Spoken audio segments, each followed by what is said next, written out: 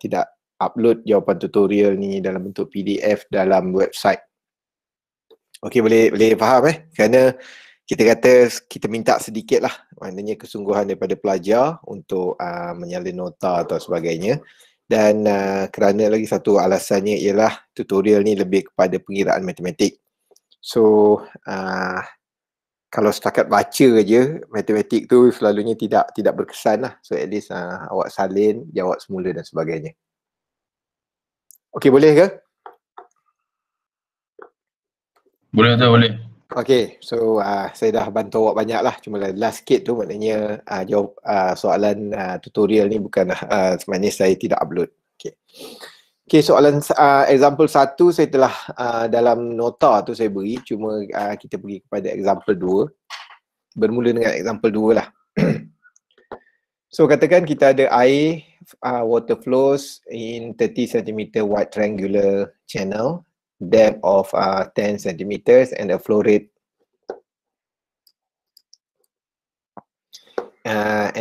of 80,000 cm3. Estimate the Froude number and the Reynolds number. Okay, soalan straightforward seperti dalam nota. Jadi kita boleh katakan bahawa pertama sekali saya harap awak dapat ingatlah semula properties of fluid. Antaranya awak perlu ingat ialah air. Density air kita anggap 1000 kg per meter padu. Mu, dynamic viscosity untuk air adalah 0.001 kg per meter second. So flow rate kita akan gunakan dalam bentuk SI unit, meter padu per second. Oleh itu anda kata diberi awak 80,000 centimeter padu per second.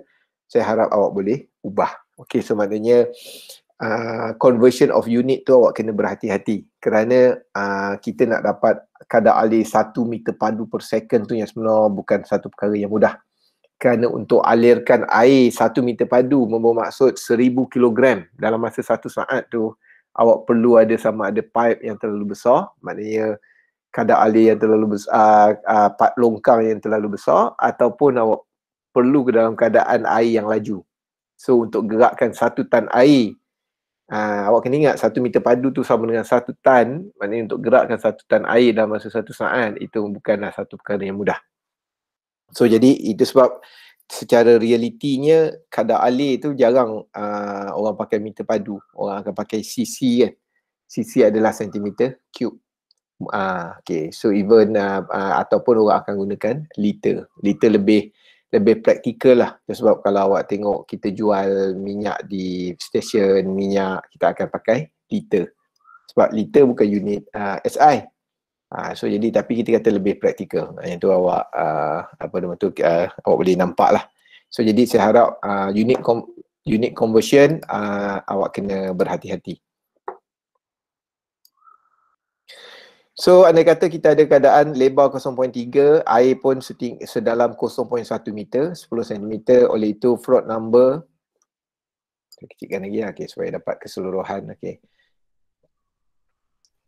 So Froude number kita boleh kira dengan velocity over gy. So velocity kita boleh kira dengan cara kadar alir dibahagikan dengan cross sectional area. So kalau kita bahagikan, kita dapat 2.67 meter per second. So gy kita masukkan nilai.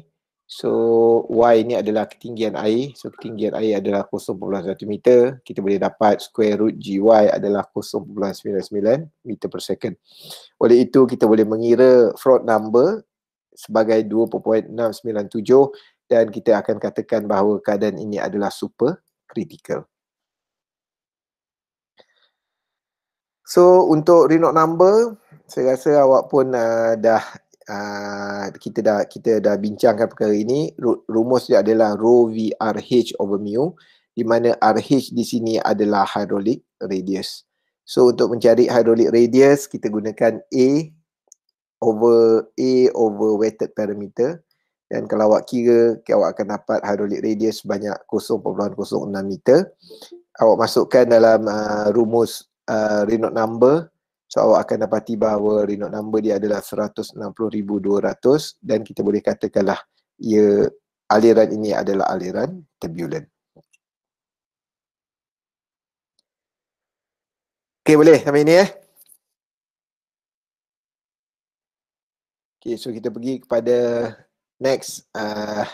Kita kecilkanlah ni soalan yang agak mudah. So kita pergi kepada next question. An earthquake near the Kenai Peninsula, Alaska creates a single tidal wave called tsunami that propagates southwards across the Pacific Ocean. So if the average ocean depth is 4 kilometers and seawater density is 1035 kilogram per meter cube, estimate the time of arrival of this tsunami in Hilo, Hawaii. Okay, soalan ni pun saya ambil daripada dalam buku. Cuma saya nak hint awak perkara yang lain. Okay. Pertama, saya berilah semua sekali. Maknanya dengan anggapan jarak daripada Kenai ke Hilo ialah lebih kurang 4,480 kilometer. Density, awak kena ingat, dia adalah melibatkan air laut. Oleh itu, ketumpatan air laut akan selalunya sedikit berat berbanding dengan air biasa, iaitu sekitar 1025 kg per meter padu. Yang ini saya rasa common, awak boleh imagine.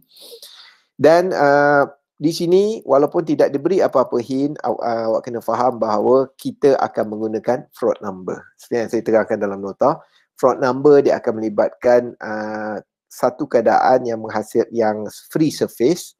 So laut kita anggap adalah free surface di mana permukaannya adalah bersentuhan dengan atmospheric pressure, dan dia juga akan menghasilkan gelombang. Jadi saya harap awak dapat tengok sedikit nota berkenaan dengan float number di awal pembelajaran kita. So float number ni lebih kepada menganalisis aliran yang akan menghasilkan gelombang. So jadi kita akan menggunakan float number FR sama dengan V over square root GY. Tetapi masalahnya kalau awak tengok di dalam rumus ini, kita kata tidak ada function of time. Tapi soalan nak estimate the time. So jadi apa yang perlu kita buat, boleh aja kalau awak nak kira velocity, then awak kira time. Tetapi untuk meringkaskan pengiraan, saya di peringkat awal terus sahaja ubah. Kita tahu bahawa velocity adalah distance over time. Maksudnya jarak dibahagikan dengan masa. Jadi saya terus gantikan had laju sama dengan jarak dibahagikan dengan masa. So saya play around, rearrange the equation. Kita akan dapat float number sama dengan distance over time darab, ni bukan X darab 1 per square root GY. Dan lagi satu anggapan. Kita boleh beranggapan bahawa float number pada permukaan cecair, tidak semestinya pada permukaan laut sahaja, pada permukaan mana-mana cecair, kita boleh anggap bahawa float number adalah sama dengan 1. So jadi kita anggap float number di sini sama dengan 1. So and then kita akan play around dengan equation. Kita boleh mencari masa sama juga distance dibahagikan dengan GY. Okay. So kita masukkan semua nilai, kita boleh dapat masa adalah 22,615.8 saat. So lagi satu, 4,480 km awak perlu tukar dalam unit SI. So awak darabkan dengan 100 untuk mendapatkan nilai meter. Okay, so yang ni saya harap okey, tiada masalah.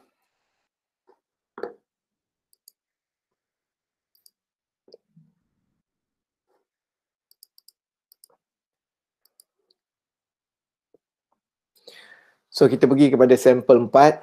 So kita pergi kepada, katakan kita ada rectangular channel, 2 meters wide and contains deep water 3 meter deep.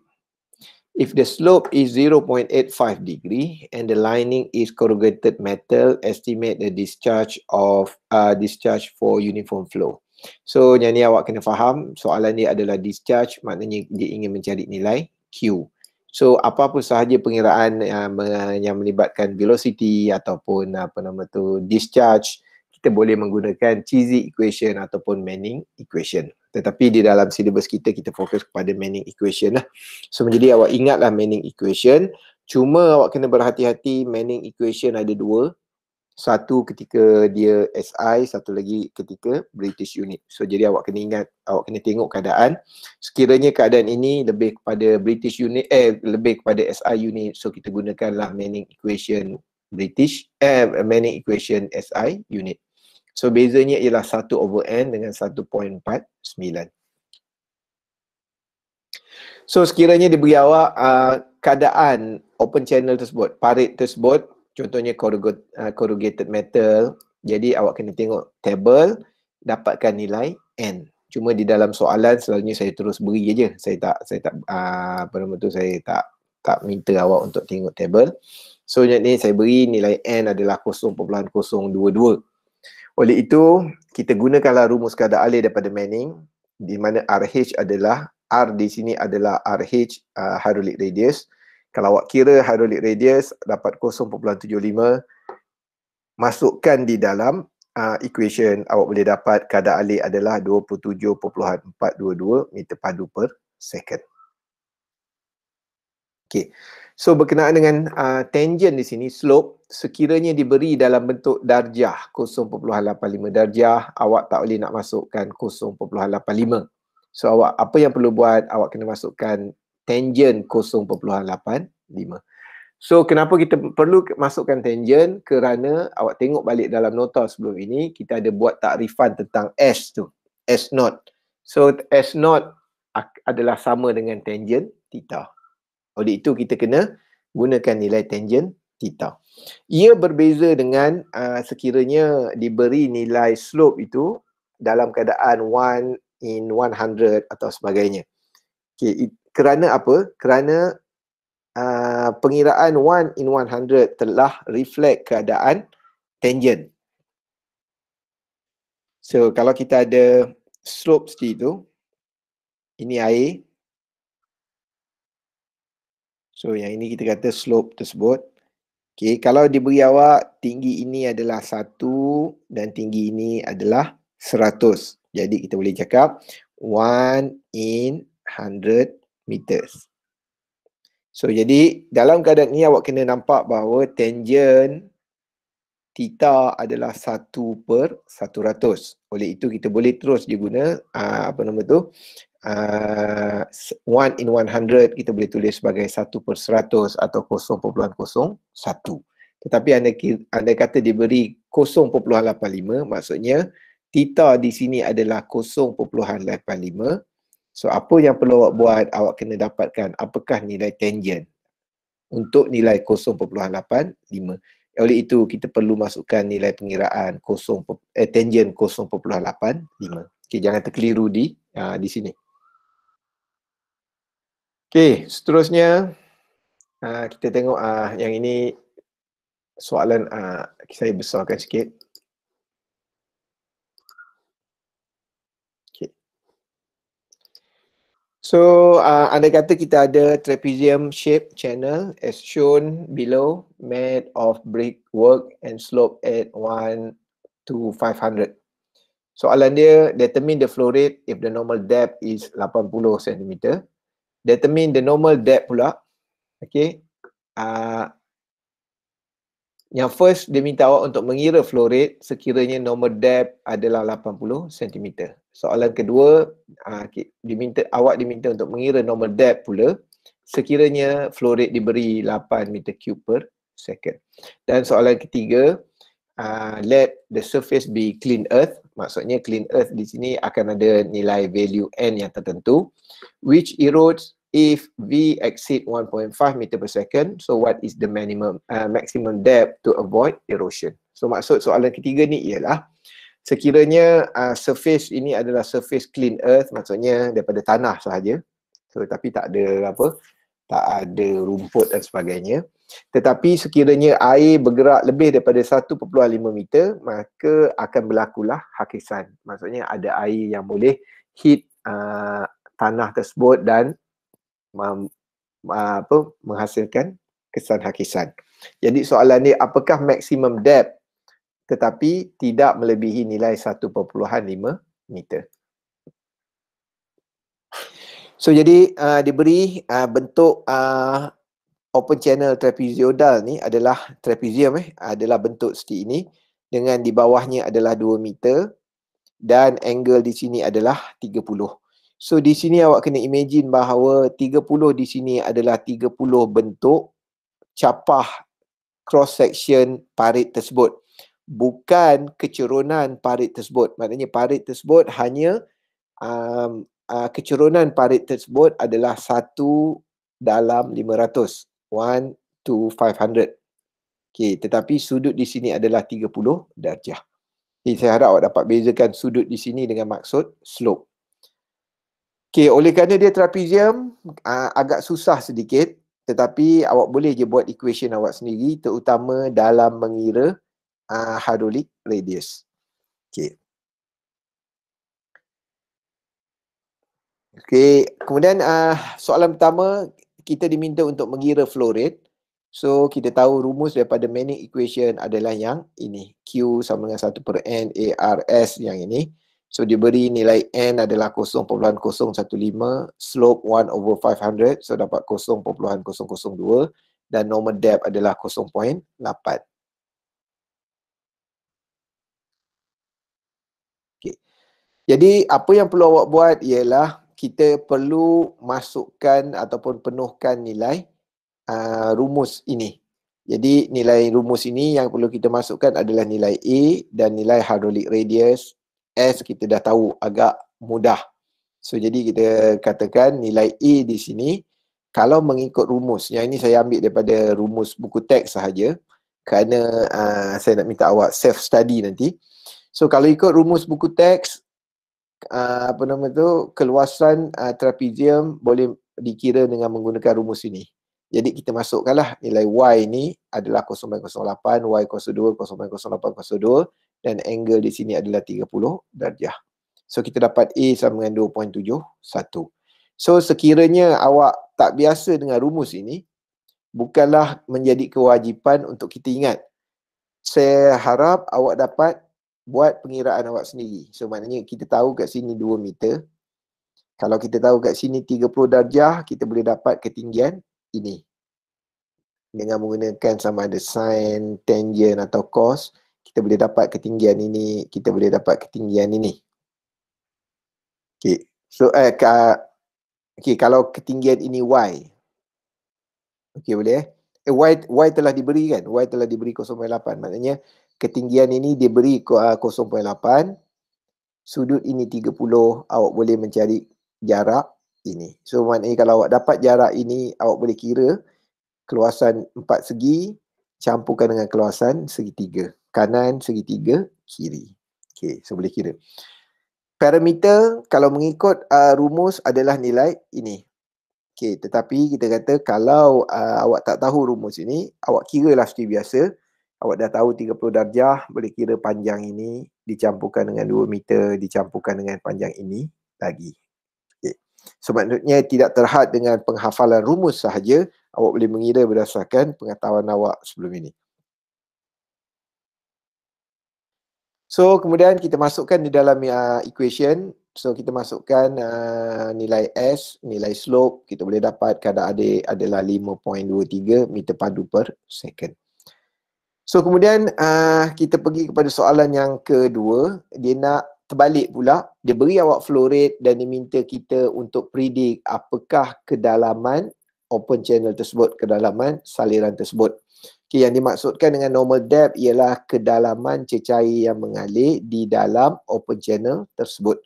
Mungkin open channel tersebut dalam dia 3 meter tetapi air yang mengalir adalah sekitar 1.5 meter. Contoh Okay, so jadi kita tahu flow rate adalah 8 meter padu per second. Ini adalah rumus Manning. So kita masukkan equation tersebut. Dan untuk mudah saya pakai aja rumus daripada yang telah diberi dalam buku teks. Kalau awak tengok buku teks Porter saya rasa ada. So gunakan rumus yang ini dan hydraulic radius adalah cross section area. Itu sebab dia sama dengan yang ini. Cross section area dibahagikan dengan weighted parameter bawah. Okay, slope telah diberi nilai. Dan di dalam keadaan ini kita dapati bahawa nilai Y agak sukar untuk dicari secara straightforward. Jadi awak gunalah idea try and error. Awak akan dapati bahawa pada Y kedudukan 0.993 meter, kadar alir adalah 8 meter padu per second. Okay, so kemudian kita ingin mengira maximum depth. Okay, kita fokus kepada maximum depth. Okay, maximum depth maksudnya kita ingin mengira apakah kedalaman maksimum yang boleh ditampung oleh parit tersebut bagi mengelakkan erosion ataupun hakisan berlaku. Diberi dalam soalan nilai N adalah clean earth. So nilai N dia adalah 0.022. Okey. Had laju maksimum yang dibenarkan adalah 1.5 meter per second. So kita akan gunakan rumus Manning equation. Kita masukkan oleh kerana diberi nilai kadar alih, diberi nilai had laju.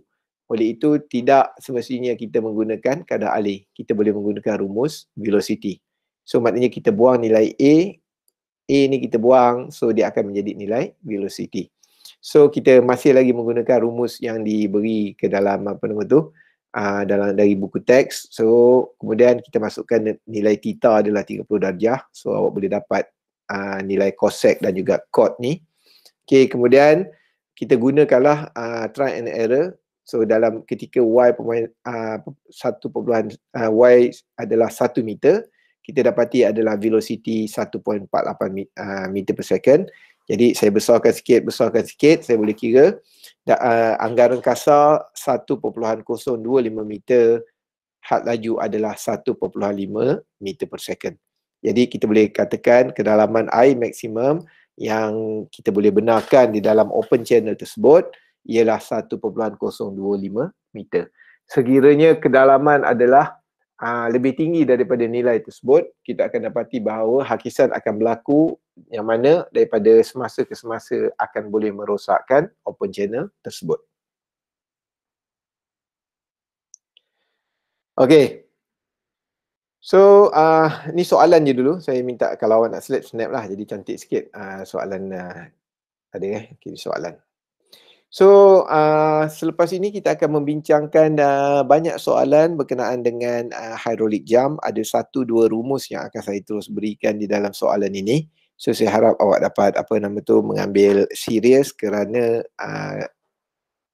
hydraulic jump ni kita kita tak pernah bincangkan. Maknanya daripada fluid 1, fluid 2 pun kita tak pernah bincangkan. So, saya harap awak ambil serius untuk memahami topik ini. Okay, example 6. So consider the flow under the slice gate. So if Y1 is 10 feet, okay, diberi awak dalam British unit, Y1 adalah 10 feet, and all losses are neglected except the dissipation in jump.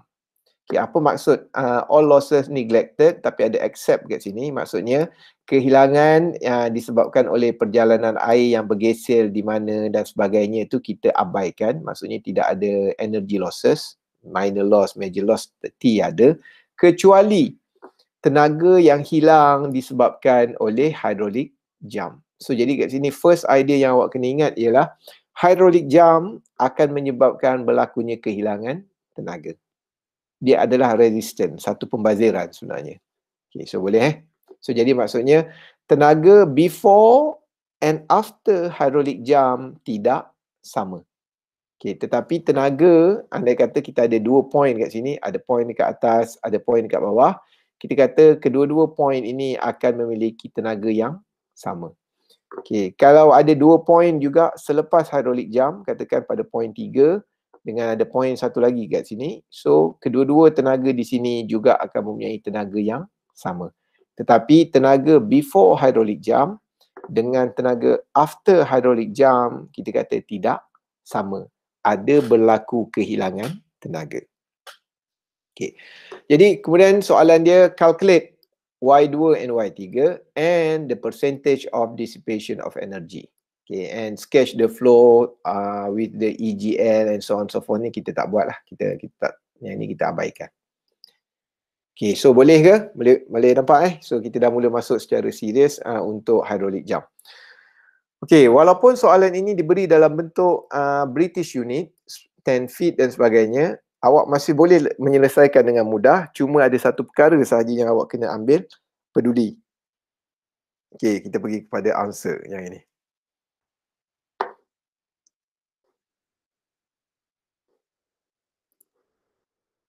Okay, yang answer. So, pertama sekali awak lukislah balik gambar rajah tu macam yang apa kita selalu gunakan untuk menjawab Bernoulli equation. So jadi kita tandakan ini point 1, ketinggiannya 10 feet, had laju pada 1 adalah 2 feet per second. So ini adalah kita kata sebelum slice gate, yang ini ada apa after slice gate, so ada 2. And then kat sini ada hydraulic jump, and then kita ada point number 3. So jadi awak pun boleh faham point 2 dengan 3 akan berlaku pengurangan tenaga kerana apa? Kerana berlakunya hydraulic jump. Okey. Okey, jadi sekarang ni kita nak selesaikan soalan apakah Y1, apakah Y2, apakah V2. So kita soalan tentang apa yang berlaku sebelum hydraulic jump berlaku. Jadi dalam sebelum hydraulic jump ni, macam mana kita nak kira? Oleh kerana kedua-dua titik ini berlaku sebelum hydraulic jump, jadi kita boleh beranggapan bahawa tenaga pada 1 adalah sama dengan tenaga pada 2. So macam Bernoulli equation. Okay, yang ini by right adalah simplified version of Bernoulli equation kerana value of pressure is equal to 0. Okay, saya dah terangkan dari awal.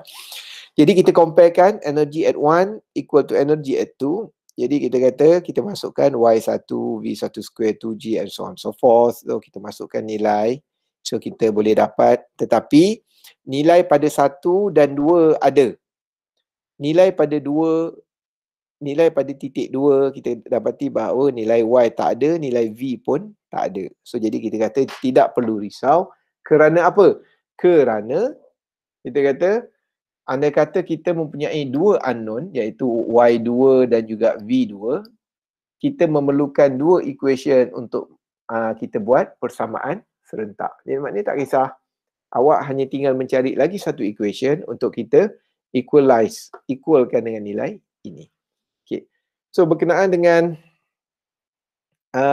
penggunaan British unit, saya kata tak perlu awak risau kerana pengiraannya sama sahaja, awak masukkan nombor sahaja, cuma sekiranya pengiraan dibuat berdasarkan British unit, nilai gravity awak patut tulis sebagai 32.2 feet second square. Okay, maknanya selalunya kita gunakan gravity adalah 9.81. So sekiranya awak menggunakan British unit, awak kena guna 32.2 kaki per second square. Okay, jadi maksudnya kat sini kita buat je equation, tandakan sebagai 1 kerana ada 2 unknown parameter. So jadi sekarang ni untuk dapat equation 1 kita guna idea energy, conservation of energy, dan untuk create lagi satu equation kita gunakan idea flow rate. Okay, idea flow rate ni idea apa? Dia adalah idea continuity equation. Saya rasa dalam fleet 1, fleet 2 awak dah mahir.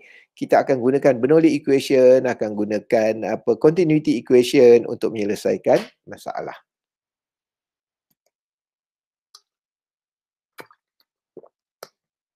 Okay. So jadi kita buat Q1 sama dengan Q2, A1, V1, A2, V2. Cuma dekat sini kita beranggapan adalah lebar adalah constant. So apabila lebar adalah constant, kita boleh potong nilai di sebelah kiri dengan di sebelah kanan. Jadi yang hanya tinggal adalah nilai Y. So yang ni saya rasa awak faham lah. Awak dah belajar fleet 1, fleet 2.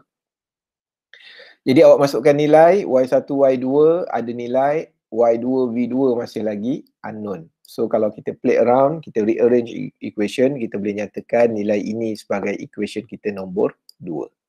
So kita diringkaskan cerita. Kita selesaikan persamaan serentak.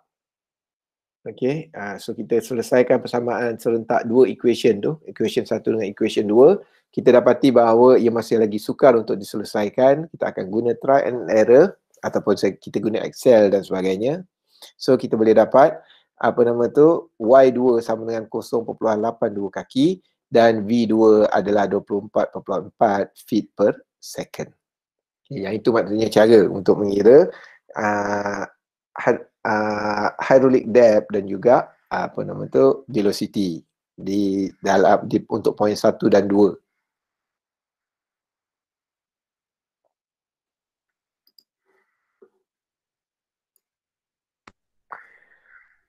Okey, so kemudian kita nak pergi kepada penyelesaian masalah tenaga. Okey, Maknanya saya dah nyatakan tadi, tenaga sebelum dan selepas hidrolik jam akan berkurangan kerana kita anggap hidrolik jam adalah satu elemen di mana tenaga hilang ataupun hidrolik jam memerlukan banyak tenaga untuk create hidrolik jam, then selepas itu barulah dia cool down sebagai normal flow. Okay, jadi andai kata kita ingin menyelesaikan keadaan antara before and after hidrolik jam, so kita tidak boleh menggunakan rumus Bernoulli kerana rumus Bernoulli adalah conservation of energy. Kita perlu menggunakan satu rumus khas, cuma saya tak tunjuk derivation dia, iaitu yang dinyatakan di dalam nota ini. So rumus dia ialah sekiranya kita ada satu point satu ni before hidrolik jam, point 2 adalah after hidrolik jam, hubungan di antara before and after hidrolik jam boleh ditulis sebagai ini. 2Y2 per Y1 sama juga dengan negatif 1 campur 8 Froude number 1 kuasa 2 kuasa 1/2. Okay, saya lebih prefer awak untuk ingat rumus yang kedua ini. Sama juga, cuma saya letak negatif 1 di belakang kerana saya khawatir awak tertinggal negatif ni menyebabkan pengiraan awak totally different. Okay, so yang ini saya harap awak dapat ingat, okay, kerana selalunya dalam peperiksaan saya tak beri. Okay, jadi awak tengok kat sini 2Y2 per Y1. Y2 ni adalah keadaan after hidrolik jam. Y1 adalah keadaan before hidrolik jam. And then kita kata Froude number ni akan refer kepada Froude number yang before hidrolik jam. So maknanya, tetapi dalam keadaan kita, okay, yang saya cakap kat bawah ni, dalam kes ini, maksudnya dalam soalan kita, point 1 dengan point 2 adalah before hidrolik jam, point 3 adalah after hidrolik jam. Oleh itu, rumus ditulis sebagai ini. Okay, so saya angkat lagi.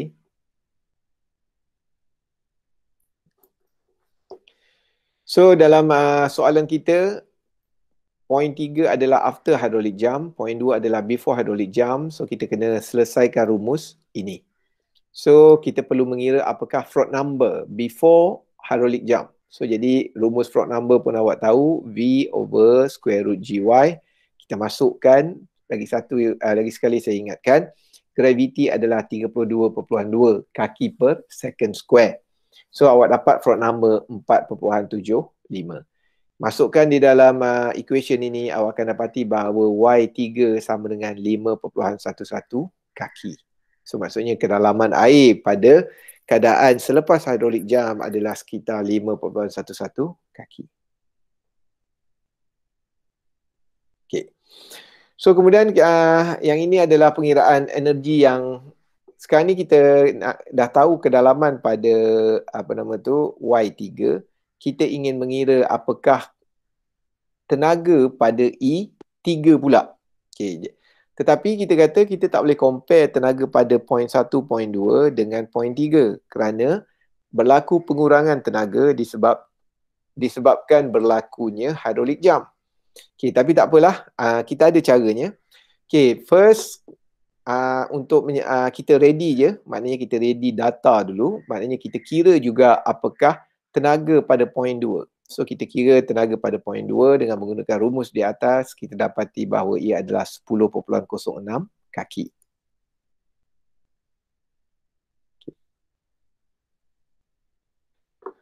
Okay, so kemudian rumus yang sama boleh digunakan untuk mencari tenaga pada point 3, iaitu point selepas hidrolik jam. So rumus dia ini, E3 sama dengan yang ditunjukkan dalam gambar rajah. Okay, kemudian tetapi kita perlu mengira apakah had laju pada 3. Okay, perlu diingat bahawa di dalam penyelesaian sebelum ini, kita hanya dapat nilai Y3, bukan V3. Had laju 3 masih belum dapat. Jadi apa yang boleh kita buat ialah kita boleh comparekan in term of flow rate.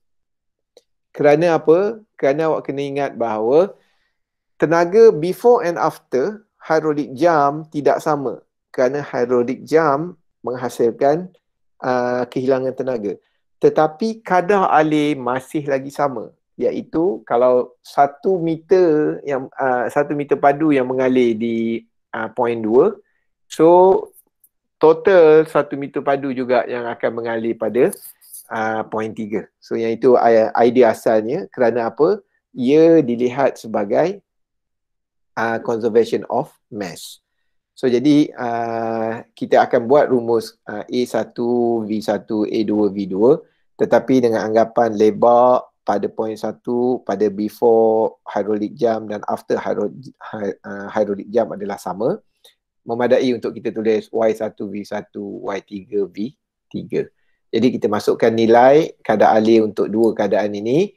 Kita boleh dapat had laju adalah 3.912 kaki per second. Okay, kadar alir. Okay, kerana apa? Kerana kita dah dapat Y3. Okay, so boleh Cuma kita tak boleh daripada awal. Okay, trik penyelesaian masalah ni kita tak boleh daripada awal untuk comparekan 2 ke 3. Kerana apa? Pengurangan tenaga yang berlaku pada hydraulic jam tu menyebabkan nilai Y3 tidak lagi mengikut ratio seperti biasa. Jadi maksudnya nilai Y3 tu kita perlu cari berdasarkan rumus Froude number yang saya tunjukkan yang ini. Kerana ini adalah rumus untuk mencari nilai Y3 ataupun Y after hydraulic jam. Awak kena guna rumus ini. Jangan immediately guna A1, V1, A2, V2 di sini. Tak boleh. Okay, kita kena guna Y3 untuk mengira berdasarkan rumus Froude number yang ini. Okay, selepas kita dapat Y3 di sini, barulah kita boleh comparekan berdasarkan rumus continuity equation. Okay, so kita dah dapat V3 3.912 kaki per second. Kita masukkan dalam rumus energi, so kita boleh dapat total energi adalah 5.348 kaki. Okay, and then kita kata kita boleh nyatakan pengurangan kadar tenaga. So kita comparekan. Tenaga pada 3 adalah 5.3, manakala tenaga pada 2 adalah 10.06. Jadi kita boleh kira kehilangan tenaga adalah 10 tolak 5 dapat sekitar 4.712 kaki.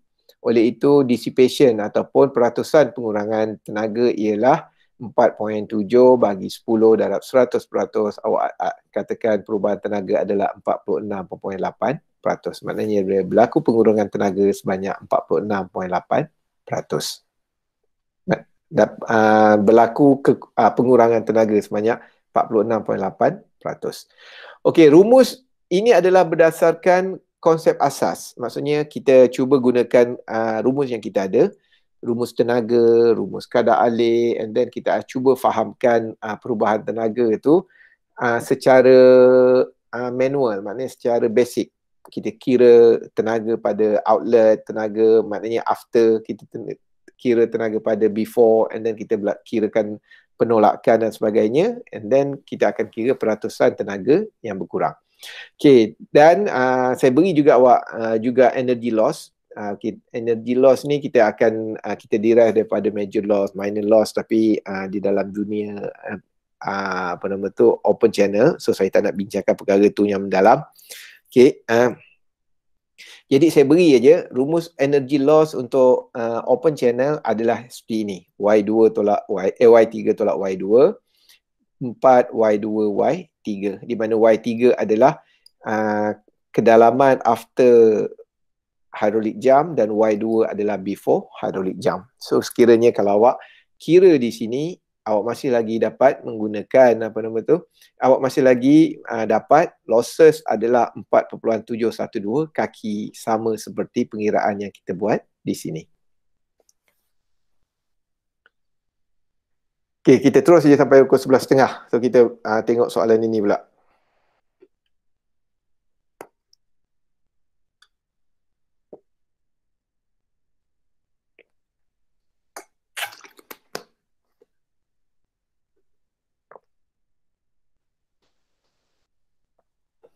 Okay, so katakan kita ada satu slope, water 20 cm in a uniform flow down a 1 degree unfinished concrete slope when a hydraulic jam occurs. So maknanya air mengalir 30 cm, oleh kerana dia laju, akhirnya akan berlaku hydraulic jam. If the channel is very wide, Okey, yang ini dalam soalan ni saya nak highlightkan dalam keadaan very wide ni.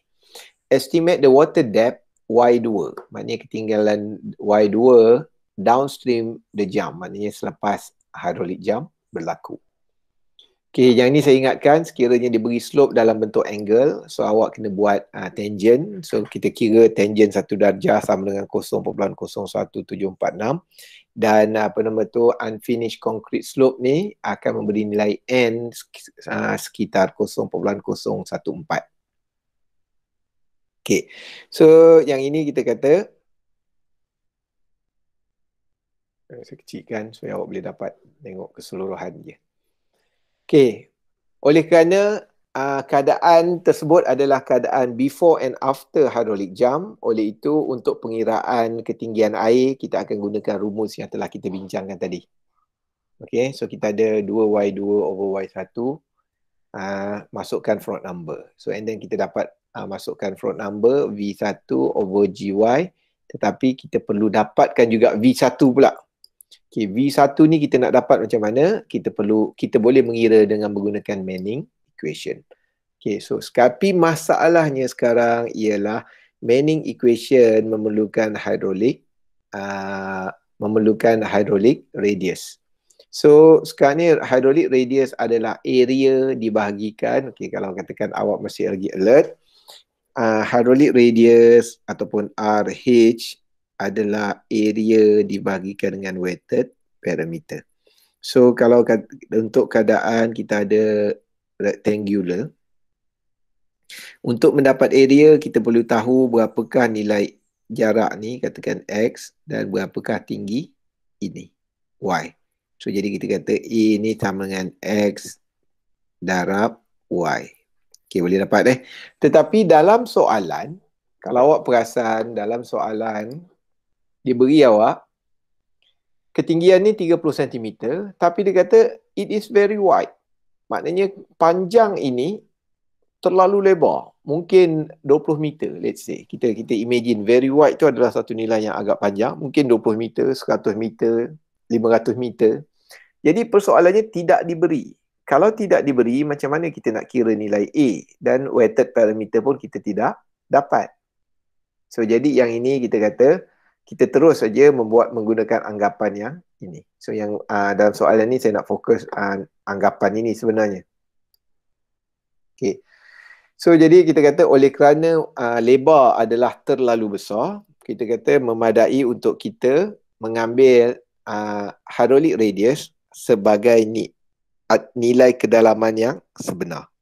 So jadi maknanya dalam keadaan ini memadai untuk kita mengambil kira hydraulic radius adalah sama dengan 30 cm.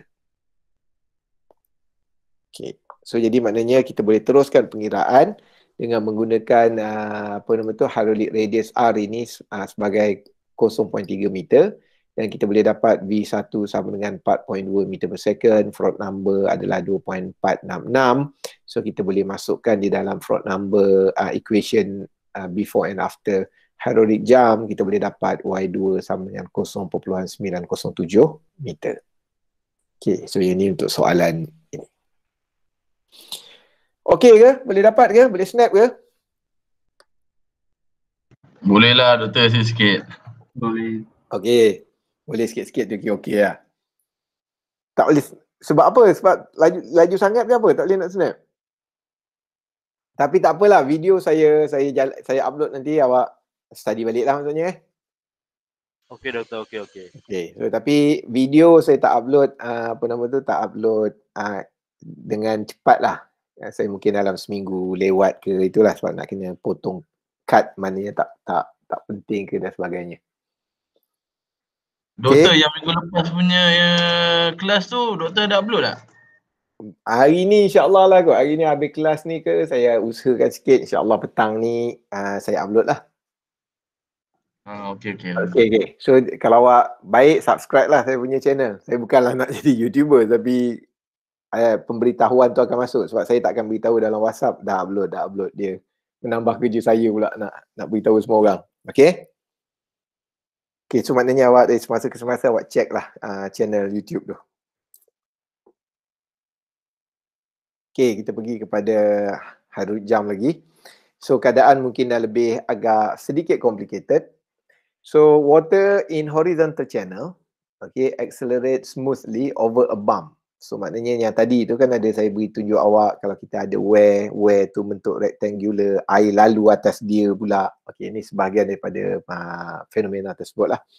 Okay, so water channel, air lalu, and then kita kata dia lalu di atas satu bump, ada satu bonggol gitu, tapi bonggol tu straight, dia rata gini. So air pun dengan smoothnya flow lah. Smoothly over a bump and then undergoes a hydraulic jump. Sebab dia dah naik ni, dia turun pula. So dia ada increment of speed and then berlaku hydraulic jump. Okay. Dia beri awak nilai if Y1 1 meter and then Y3 40 cm. Estimate V1, V3, Y4 and the bump height H. So Y2 dia tak suruh cari, tapi saya rasa pun kena cari kot. Kita tengok ni. Okay. So soalan dia nak cari V1, V3. V1, V3, V1 telah diberi 1 meter, V3 telah diberi 40 cm. Okay, so and then apa yang kita boleh buat ialah kita comparekan tenaga point 1 dan point 3. Oleh kerana point 1, point 2 dan point 3 ni apa nama tu, point 1, point 2, point 3 berada pada region before hydraulic jump. Oleh itu energi 1 sama dengan 2 sama dengan 3. So kita prefer, kita lebih elok kita comparekan 1 dan 3 kerana data diberi hanya untuk 1 dan 3. So ini adalah rumus tenaga, kita comparekan and then kita kata ada lagi nilai unknown iaitu V1 dan V3. Jadi tak apa, kita cuba create another equation. Kerana kalau kita ada dua equation, kita boleh selesaikan dua unknown parameter. So kemudian yang ini. So kemudian kita akan menggunakan continuity equation V1A1, V3A3. Oleh A ni yang sebenarnya adalah lebar darab tinggi. Oleh kerana kita kata lebar di sebelah kanan dengan lebar di sebelah kiri ni sama. So akhirnya kita akan boleh cancel. Jadi memadai untuk kita kira V1Y1 equal dengan V3Y3. Masukkan nilai yang telah diberi dalam soalan dan kita nyatakan nilai V1 di sini sebagai equation 2. Jadi setelah kita ada dua equation, kita buat persamaan serentak, kita boleh mengira. Okay, yang ini kalau nak snap dulu. Jadi untuk daripada point 1 ke point 2, kalau awak nak kira, kita boleh buat persamaan serentak, kita boleh dapat satu nilai ini and then kalau kita selesaikan, kita boleh dapat V3 sama dengan 3.74 meter per second dan V1 sama dengan 1.496 meter per second. So yang ni saya rasa straightforward sahaja. Maknanya kita buat comparison antara energy dan juga dengan menggunakan energy equation dan juga continuity equation, kita boleh dapat nilai V1 dan V3. Okay, soalan ketiga, dia ingin bertanya apakah height after the jump. So yang ni awak kena alert, dia apabila aliran telah mengalir melepasi hydraulic jump, tenaga akan berkurangan. Ada berlakunya kehilangan tenaga sewaktu hydraulic jump terjadi. Oleh itu kita tak boleh compare immediately dengan energy equation. Apa yang boleh kita lakukan ialah kita mengira berdasarkan rumus Froude number yang ini. Okay, cuma awak kena alert. Bahagian atas adalah after hydraulic jump, bahagian bawah adalah before hydraulic jump. So jadi saya tak cerita banyak lah. So awak tengok, saya rasa awak boleh faham. Kita masukkan nilai Froude number and then kita kira, kita boleh dapat nilai Y4 sama dengan 0.89 meter. Okay. So and then kita pergi kepada soalan keempat. Okay, iaitu kita ingin mencari apakah value of H. Maksudnya berapakah ketinggian bump tersebut. Okay, oleh kerana bump tersebut berada sebelum hydraulic jump, oleh itu kita terpaksa menggunakan condition 1, 2 dan 3. Kerana point 1, 2 dan 3 energi dia adalah sama. Jadi kita boleh compare lah 3 dengan 2 atau 1 dengan 2. Okey, saya memilih untuk compare 1 dengan 2. So jadi ini adalah rumus energi untuk 1, kita samakan dengan rumus energi untuk 2. So kita masukkan nilai, tetapi trik dia di dalam rumus energi pada 2 kita masukkan nilai H. Kita masukkan nilai ketinggian H. Kerana apa? Kerana kita dah belajar di dalam sebelum ini, maksudnya selama kalau kedudukan di sini kita akan campur tenaga kinetik, tenaga disebabkan oleh had laju cecair dicampurkan dengan ketinggian air yang ada sebagai seolah-olah total potential energy yang ada pada air. Tetapi dari kedudukan ini kita kata potential air akan hanya ada setinggi ini dan dicampurkan dengan tenaga kinetik daripada air. Tetapi pengambilan nilai Y di sini kita kata agak unfair, tidak adil. Kerana apa? Kerana pada titik 1 kita dapati bahawa pengiraannya daripada satu datum, daripada satu aras yang di sini. Oleh itu kita kena campurkan ketinggian ini kerana beranggapan bahawa kita compare 1 dan 2. Potential energy untuk 1 kita compare daripada aras yang ini. So kita akan ambil. Tetapi pada potential energy pada point 2 kita ambil pada tinggi ini aja. Jadi tak fair kan? Jadi kita tambah juga ketinggian H. Okey, itu ideanya. Okey. So jadi kita tambahkan nilai H kerana kita ingin mengambil kira total potential energy yang berlaku pada bump. Okey, jadi bila kita buat, kita dapati bahawa ada 3 unknown di dalam equation ini. So pada saya jangan risau kerana engineer ni bila dia jumpa equation dia sepatutnya dia happy. Tak kira lah berapa banyak unknown pun. Sebab once kita ada equation, kita boleh selesaikan. Kalau kita ada 3 unknown, maksudnya kita kena comes out dengan 3 equation. Itu je sebenarnya. Okay, tak apa. Kita dah buat satu equation tapi kita ada 3 unknown. Y2 pun tak tahu, V2 pun tak tahu, H pun tak tahu. It's okay. So tapi kita kata, saya beri awak lagi satu hint berdasarkan komen. Oleh itu kita akan beranggapan bahawa flow at bump always critical flow. Maksudnya yang ini kita kata assumption yang common open channel pakai. So flow at bump always critical flow. Maksudnya float number sama dengan 1. Kerana apa kita anggap dia 1? Selalunya dengan adanya bump lagi mudah aliran di hadapannya akan berlaku hydraulic jump. Itu sebab kita anggap dia adalah critical flow. So jadi ini adalah rumus float number. Kita equalkan dengan 1. Oleh itu kita boleh mengira V2 sama dengan 9.81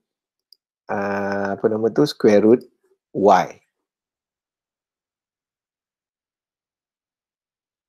So and then kita boleh dapat satu lagi equation yang melibatkan V dan Y. So jadi kita dah ada satu equation, kita masukkan 3 ke dalam 4. So maknanya kita ada yang ini 1 campur bla bla bla equal Y square, Y2 campur dan seterusnya. So kita gantikan V square yang ini dengan nilai 9.81 Y2. So kita ada nilai ini. Okay. So equation yang ada 3 unknown kita boleh kurangkan menjadi satu equation yang hanya ada 2 unknown. So kita hanya ada Y2 dan H. So equation ini kita perlu selesaikan lagi dengan cara apa? Dengan cara kita kena substitute lagi dengan equation lain. So equation yang kita belum guna ialah continuity equation. So kita masukkan continuity equation Y1 V1 Y2 V2. Kita masukkan, kita boleh dapat sebutan V2 square ni sebagai equation 6. So apa yang kita masuk? So kita masukkan nilai tersebut. Okay, so V2 square sama dengan 9, compare 6 dengan 4. So kita boleh masukkan dan kita akan boleh ubah. Saya terus je lah. So kita boleh dapatkan Y2 sama dengan 0.61 meter. So kemudian kita boleh dapatkan V2 sama dengan 1.496 bahagi 0.61, kita boleh dapat 245 meter per second. Kemudian kita masukkan di dalam 5, maksudnya kita dah dapat nilai Y2, kita dah dapat mungkin dapat Y2. Okay. So kita boleh kira nilai H. So nilai H kita dapat sebagai 0.19907 meter. Okay, sampai sini okey ke? Kita ada lagi 20 minit. Boleh tahan ke? Jadi maknanya tak payah rehat lah. Ke nak berehat dulu sekejap? Okay. Boleh. Boleh doktor. Mana awak berehat lah pukul 12 awak ada kelas. Kelas apa pukul 12 Komponen. Oh, okey. Komponen design. Yes. Oh, okey. Siapa mengajar? Cik Afendi? Encik Airul. Oh, okey. InsyaAllah kot boleh jawab komponen. Okey, kita pergi soalan yang ke-9. Saya rasa sampai 10 je ke? Oh, lama lagi. Ada lagi sikit lah. Ada lagi 10 page kot. Okey, tak apa. Kita pergi kepada komponen yang soalan yang ke-9. So, kita kata 10 cm high bump in a wide horizontal water channel creates a hydraulic jump just upstream, neglected losses except in the jump. Okey, yang ni lagi sekali dia keluar, maksudnya major loss, minor loss tak payah fikir sangat, kecuali energy loss after the jump. Okay. Dan dalam keadaan ini diberi awak Y3 sama dengan 30. Okey, kita ada Y4. So dalam soalan ini dia ubah sedikit condition supaya keadaan after the jump tu panjang. Sebelum ni kita kata before the hydraulic jump tu panjang, maknanya banyak point. Sekarang ni kita kata bump pun kita letak after hydraulic jump dan sebagainya. Okey, sekarang ni soalan dia kita nak cari V4 dan Y4. So selalunya kalau dia nak point nombor 4 ni, V4 dan Y4 ni, selalunya awak pun dah nampak untuk penyelesaian di atas, dia akan dapat serentak. Kerana kita buat persamaan serentak, energi dan continuity. So dalam keadaan ini awak kena faham bahawa tenaga pada 3 dan 4 adalah sama.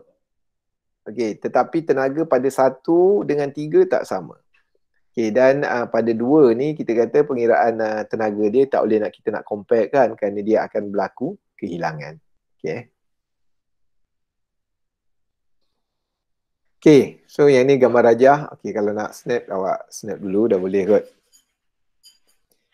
So and then kita pergi kepada penyelesaian. Okey. Ini lah. Okey. So, kita guna juga anggapan bahawa aliran di atas bump adalah critical flow, oleh itu float number sama dengan 1. So, kita boleh mengira had laju pada 3. So, had laju pada 3 adalah sekitar 1.72 meter per second.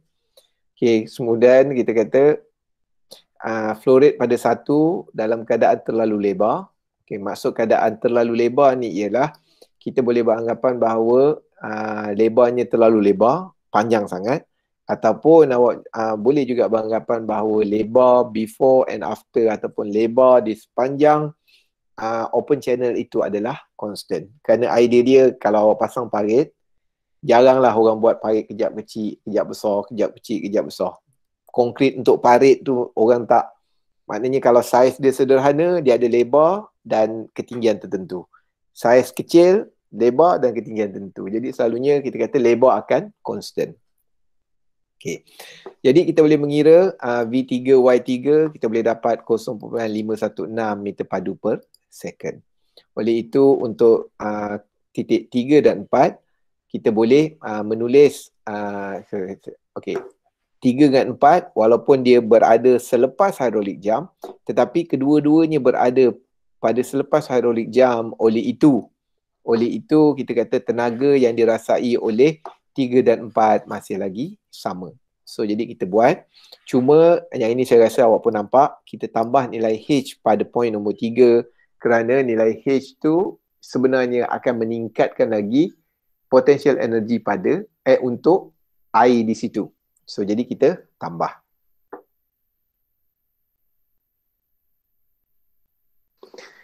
So kita masukkan semua nilai semua sekali dan dalam keadaan nilai H telah diberi. So maknanya nilai H bukanlah perkara yang kita nak cari. Nilai H telah diberi, kita akan dapat satu equation tetapi kita ada dua unknown, Y4 dan Y4 dan V4. So Y4 dan V4 kita boleh guna continuity equation untuk menyelesaikan masalah. So kita ada dua equation, satu daripada energy, satu daripada continuity, Dan kalau kita selesaikan, kita akan dapat Y4 sama dengan 0.195 meter dan V4 adalah 2.64 meter per second. Okay. So kemudian soalan C dan D, dia minta kita untuk mengira V1 dan Y1. Cuma keadaan ini adalah keadaan sebelum hydraulic jump. Jadi maknanya kita tak boleh nak direct compare. Okay. So tetapi daripada hasil pengiraan kita yang awal, kita akan dapati bahawa tenaga pada dua adalah sekian. Okay. Ini adalah rumus untuk tenaga dan ini adalah equation yang melibatkan continuity. Okay, seperti yang saya ingatkan bahawa continuity ini adalah sama kerana isi padu air, kita kata mass tidak akan berubah walaupun ada hydraulic jump dan sebagainya.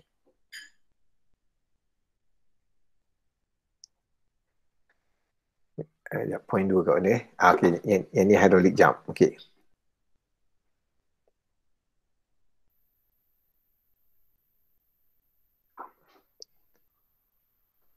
Okay, so kemudian kita kata, kita tahu, okay, so yang ini, rumus ini maknanya kita, tadi yang kita compare 3 dan 4, betul kan? Kalau awak nampak kat sini, kita ni. Untuk 3 dan 4, kita buat pengiraan semua sekali, so kita boleh dapat, nilai 4 di sini, 3 diberi kot maksudnya, 3 diberi, so nilai Y4 dan V4, kita telah dapat. Oleh itu, pada kedudukan sini, okay. So pada untuk Y2 dan V2, sebenarnya kita menggunakan idea yang sama. Kerana walaupun Y2 itu adalah hydraulic jump, tetapi kita kata seketika selepas hydraulic jump terjadi, maksudnya tenaga pun telah digunakan untuk menghasilkan hydraulic jump. Oleh itu pada point 2 itu juga sebenarnya sama dengan point 3 dan sama juga dengan point 4. Jadi untuk pengiraan ini sebenarnya saya lompatkan aja, seolah-olah awak kiralah semula dengan menggunakan energy equation dan juga continuity equation, masukkan nilai V2 dan Y2, awak boleh dapat 0.495 meter dan V2 sama dengan 1.04 meter per second. Persamaan serentak yang sama. Okay, permasalahannya macam mana kita nak relatekan before hydraulic jump untuk mencari V1 dan Y1. Okay, saya ingatkan bahawa kita ada rumus. Rumus Froude number yang relatekan before and after hydraulic jump. Okay, tetapi oleh kerana kita tidak mengambil kira apa-apa major loss dan minor loss, jadi rumus hydraulic jump tersebut, Froude number yang melibatkan hydraulic jump tersebut, kita boleh gunakan dalam keadaan reversible, dalam keadaan terbalik. Okay. Sebelumnya kita akan guna parameter di atas ni adalah after hydraulic jump, Froude number ni adalah before hydraulic jump. Okay, tetapi di dalam keadaan ini yang sebenarnya pengiraannya kita boleh juga gunakan sekiranya kita terbalikkan keadaan tersebut, di mana nilai yang atas ni adalah before hydraulic jump dan Froude number 2 dan point 2 ni adalah after hydraulic jump. So ni ratio dia masih lagi sama. Jadi maknanya dalam keadaan ini kita gunakan rumus yang sama, cuma kedudukan before and after hydraulic jump ni kita terbalikkan. So kita mengira Froude number. So Froude number ni kita kira, masukkan nilai velocity 2, GY2 semua sekali, awak dapat 0.472. So kita masukkan dalam Froude number di atas, kita boleh mengira dapat Y1 sama dengan 0.165 meter. Kemudian kita masukkan nilai Y1 ni di dalam continuity equation. Kerana apa? Kerana kita melibatkan incompressible. Jadi maksudnya kita continuity A1, V1, A2, V2 itu adalah sama. So kita masukkan nilai tersebut dan kita boleh dapat V1 sama dengan 3.12 meter per second.